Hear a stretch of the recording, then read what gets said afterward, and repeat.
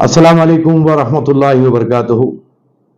हजरात, आज कुछ अहम उन्वानात पर आपसे मैं गुफ्तगू कर रहा हूं और इस मामले में मैं आपकी तवज्जो भी दिलाना चाहता हूं, क्योंकि देखिए, हिंदुस्तान का जो मुसलमान है वो सियासी तौर पर ज़्यादा जो है समझदारी नहीं रखता। ये बहुत ही फैक्ट है और ये फैक्ट समझने की हर एक हिंदुस्तान के मुसलमान को फिलवक्त ज़रूरत है।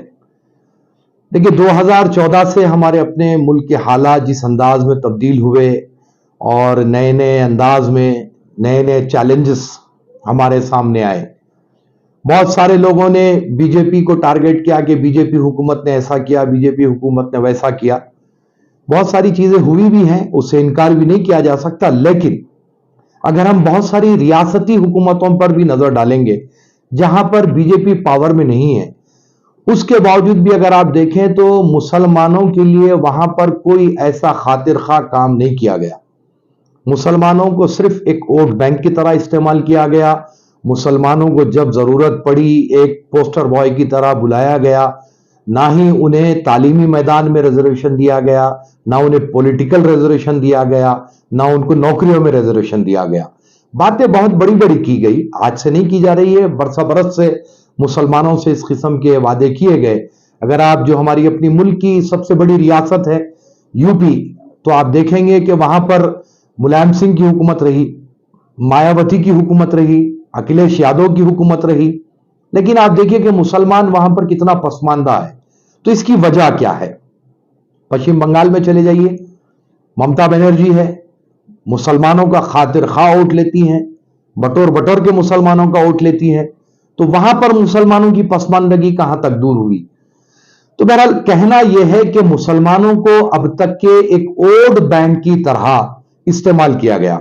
लेकिन अब हम हिंदुस्तानी मुसलमानों की उधर तवज्जो दिलाना चाहते हैं कि आप वोट बैंक की तरह इस्तेमाल ना हो, बल्कि हमारा हक हम मांगे।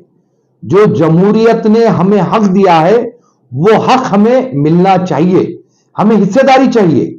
हमें किसी किस्म की भीख नहीं चाहिए, हमें किसी किस्म की कोई खैरात नहीं चाहिए। आज आप देखें कि जब मुसलमान कांग्रेस से नाराज हुआ तो फिर आप देखें कि बीजेपी इख्तिदार पर पहुंची। लेकिन मुसलमानों ने कांग्रेस की नाराजगी इतनी बताई, यह नहीं सोचा कि इख्तिदार पे कौन आ जाएंगे। नतीजा क्या हुआ? बीजेपी इख्तिदार पर आ गई, हम कांग्रेस से मुंह फेर लिए। लेकिन हमको अब यहां पर कोई ऐसा जज्बाती इकदाम नहीं करना चाहिए। हमको यह सोचना चाहिए कि अगर हम कांग्रेस से मुंह फेर रहे हैं तो इसका बेनिफिट किसको मिल रहा है, और कांग्रेस को अगर हम पसंद नहीं कर रहे हैं तो इसका एडवांटेज किसको मिल रहा है।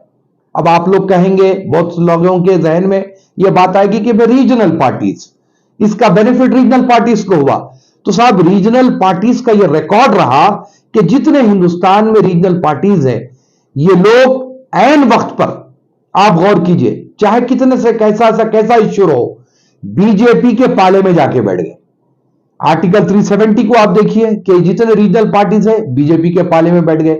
ट्रिपल तलाक के मामले में बीजेपी के पाले में बैठ गए, जीएसटी के मामले में बीजेपी के पाले में बैठ गए, नोटबंदी के मामले में बीजेपी के पाले में बैठ गए। तो बताना यह मकसद है कि ये जितने रीजनल पार्टीज होते हैं ये दीवार पे की बिल्ली है, इनको जैसे मौका मिलेगा वो छलांग लगाते हैं, यानी जाके बीजेपी के पाले में बैठ जाते हैं। तो रीजनल पार्टीज को भी देखना और उनको लेकर चलना, इनडायरेक्टली वे में बीजेपी को देखना है। यह मेरा अपना मानना है। आप भी हजरात काफी समझदार है, सोच सकते हैं कि रीजनल पार्टीज को प्रमोशन देना, इनडायरेक्टली वे में हम बीजेपी को प्रमोशन दे रहे हैं। भले एक गवर्नमेंट रियासत में, स्टेट में उनकी बन जाती, लेकिन मरकजी जो मामलात है, राज्यसभा के जो मामलात है, लोकसभा के जो मामलात है, इनडायरेक्टली बीजेपी को सपोर्ट हो रही है। इन सूरत पे मौलाना साहब, पब्लिक क्या करना? अब जैसा कांग्रेस की नाराजगी पब्लिक के दिल में थी, जैसा कि हम कांग्रेस के दौर में महंगाई की तरफ ज्यादा रुझान बढ़ रही थी, तो कांग्रेस की नाराजगी की तरफ अगर रीजनल पार्टीज को नहीं जाने तो बीजेपी को जाना। ऑप्शन दो थे, कांग्रेस, रीजनल पार्टी, बीजेपी। तो कांग्रेस की नाराजगी दूर करने के लिए रीजनल पार्टी की तरफ गए, तो उसमें आप पब्लिक को ये बताइए कि पब्लिक किस तरीके से जज करना कोई पार्टी। मैं आपकी बात को मुकम्मल कर देता हूं। अब इन हालात को देखते हुए जो हिंदुस्तानी मुसलमान बिल्कुल ही कंफ्यूज्ड है, जैसे कि आप अभी कहे कि या तो बीजेपी के साथ जाए, या तो कांग्रेस के साथ जाए, या फिर हम कोई रीजनल पार्टी के साथ जाए। देखिए, जहां तक ये महंगाई का सवाल है, ये सिलेंडर 550 का जाकर के आज 1200 चिल्लर में हो गया। तो कांग्रेस की जो महंगाई थी ऑलमोस्ट अब उसकी डबल हो गई है। अब ये तमाम कंफ्यूजन को दूर करने के लिए हिंदुस्तान के मजहबी रहनुमाओं ने एक महाज बनाने की तैयारी की है। मैं आज आपके इस बयान के जरिए या इस कॉन्फ्रेंस के जरिए मैं वो नाम अभी डिक्लेयर नहीं करूंगा, क्योंकि अभी उसको हम पर्दे में रखना चाहते हैं।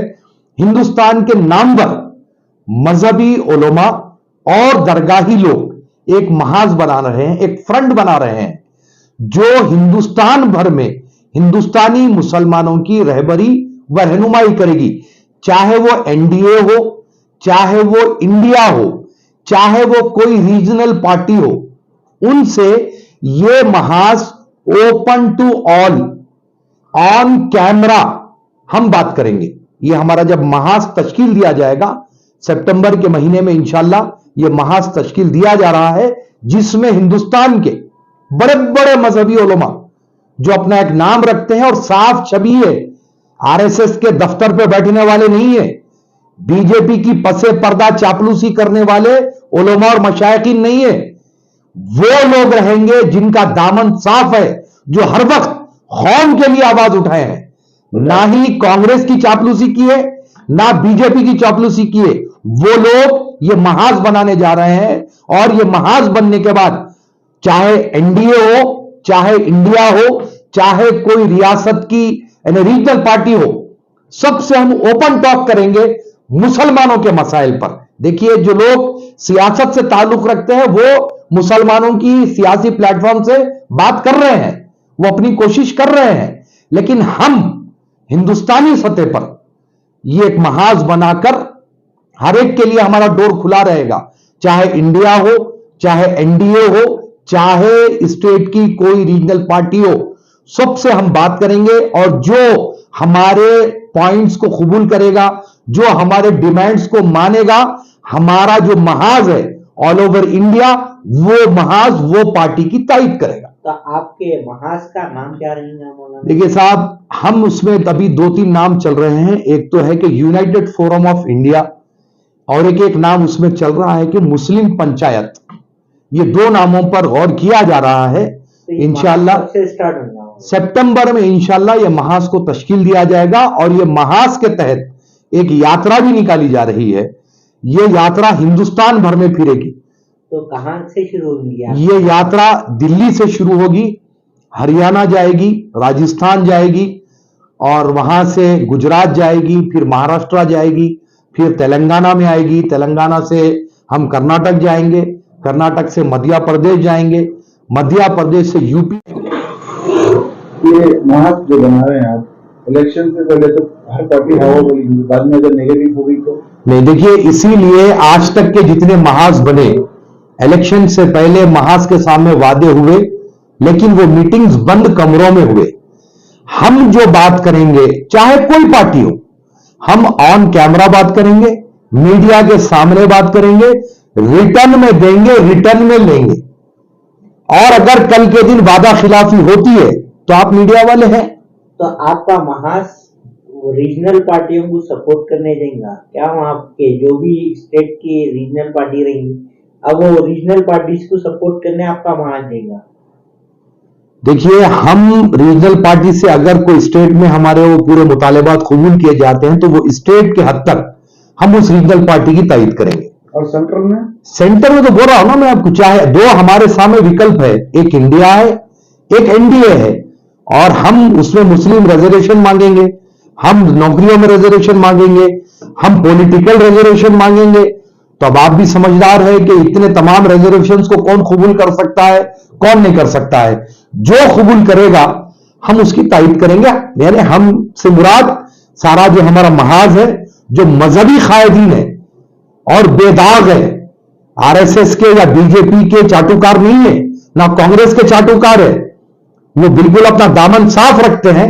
वैसे लोग ये इस महाज में शामिल होंगे और सारी हिंदुस्तान के मुसलमानों को रहबरी व रहनुमाई करेंगे। तो मौलाना साहब, ये महाज आपका सिर्फ मुस्लिम कम्युनिटी को करेंगे या दलित है, हिंदू से, बुद्ध से? देखिए, हम इसमें वीकर सेक्शन पर बात कर रहे हैं। जो जो वीकर सेक्शन हिंदुस्तान में है, तो यकीनी बात है उसमें हमारे दलित भाई भी हैं, मुसलमान भी हैं। और अगर सचर कमेटी की रिपोर्ट, श्री कृष्णा कमीशन की रिपोर्ट अगर आप उठा करके देखेंगे तो आपको पता चलेगा कि दलितों से ज्यादा पसमानदा मुसलमान है। तो हम तो सबसे ज्यादा पसमानदा है। आज दलित का मुख्यमंत्री बन के बैठा है, दलित का जो मरकजी वजीर बन के बैठा है, लेकिन तमाम चीजों में मुसलमान कहां पर है ये बताइए आप? कहीं पर नहीं है। तो मुसलमानों की हित की तो हम बात करेंगे, साथ हमारे दलित भाई रहेंगे। तेलंगाना गवर्नमेंट जो 12% रिजर्वेशन का वादा किए थे मुस्लिम से और मिनोरिटी से, उसका अभी तक कोई हल नहीं निकला, उसके बारे में आपकी क्या राय है? देखिए साहब, सबसे पहली बात तो यह है कि 12% रिजर्वेशन मैंने समझता कि जो है हमारे आइन के हिसाब से मुमकिन है। ये सिर्फ एक ऐलान के तौर पर किया गया था तेलंगाना का जब क़याम अमल में लाया गया था, यानी कॉन्स्टिट्यूशनल हिसाब से, और वो भी किसी मजहब की बुनियाद पर 12% रिजर्वेशन देना मुश्किल ही नहीं बल्कि नामुमकिन है। अब इसका सही जवाब तो जो है हमारे वजीर आला चंद्रशेखर राव साहब दे सकते हैं कि किस बिना पर, किस असास पर वो ऐलान किया गया था और वो किस असास पर 12% रिजर्वेशन देने की कोशिश कर रहे हैं।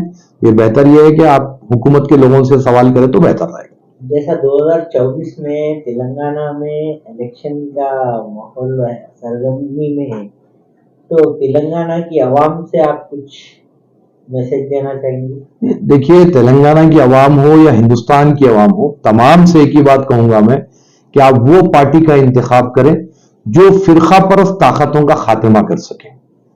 और अगर ये 2023 में रियासत के इलेक्शन है, 24 में पार्लियामेंट के इलेक्शन है, तो इसमें हर हिंदुस्तानी, हिंदू मुस्लिम सिख ईसाई ने, हर हिंदुस्तानी को चाहिए कि हमारे अपने मुल्क के हालात को सुधारने के लिए फिरका परस्ती के खात्मे के लिए वोट करें। तेलंगाना में जब इलेक्शन आएगा, आपकी तंजीम किसको सपोर्ट करेंगी? सब मैं बोल दिया ना आपसे कि सितंबर में हमारा अपना महाज दिल्ली में तश्कील दिया जाएगा और उसके बाद हम रियासती हुकूमतों से, मरकजी हुकूमत से, एनडीए से, इंडिया से, सबसे बात करेंगे जो हमारे अपने पॉइंट्स पर, हमारी कौम के लिए पॉइंट्स पर बात करेगा और वादा करेगा और उसको अपने मैनिफेस्टो में लाएगा और इन रिटर्न हमको कमिटमेंट मिलेगा, हम उसकी तारीफ करेंगे। जैसा कि मौलाना साहब, आप आज महमूद अली साहब का होम मिनिस्टर पर का एक बयान सुने, नशे के ऊपर उलमाए दीन मशाइखीन की जिम्मेदारी है कि कौम की रहबरी करे, तो इसके ऊपर आपका क्या कहना है? देखिए, महमूद अली साहब तो जो है बावजीर के खतीब के बाद आज बयान दिए हैं। पिछले 5 महीने से हम इस काम में लगे हुए हैं और इससे जो है बखूबी हमारे सीबी आनंद साहब ऑनरेबल कमिश्नर वाकिफ भी है कि हमने एंटी ड्रग्स ड्राइव चलाई थी और उसके ऊपर बहुत काम किया है, आगे भी करेंगे। महमूद अली साहब की अपील जो है हमारे लिए काबिल कद्र है, वो तो अब अपील कर रहे हैं, लेकिन पिछले 5 महीने से हम इस पर काम कर रहे हैं। हैदराबाद के सहाफिया जो जिस तरीके से स्ट्रगल करते हुए न्यूज़ कलेक्ट करते हैं, उनके लिए गवर्नमेंट से कुछ मुतालिबात आपकी तंजीम के? देखिए, बराबर होना चाहिए। सहाफी हजरात को जमीन देने का भी वादा किया गया था। हालिया में कविता मैडम भी इस बारे में कुछ स्टेटमेंट दिए थे और फिर उनको माली मदद होनी चाहिए मेरी अपने हिसाब से। उनको जो मेडिकल है या उनके बच्चों की तालीम के लिए है, ऐसे कोई पैकेजेस सहाफियों को भी होना जरूरी है, क्योंकि ये सहाफी हजरात ही तो है ना कि हुकूमत की अच्छाई भी पेश करते हैं, आवाम की परेशानी भी पेश करते हैं, तो इनका तो बहुत बड़ा रोल है जमहूरियत में। तो सहाफियों के लिए बराबर, चाहे वो मरकजी हुकूमत हो चाहे वो रियासती हुकूमत हो, इन लोगों को सहाफियों के बारे में अच्छे इक़दामात करना चाहिए और उनकी सहूलतों के लिए बहुत कुछ करना चाहिए।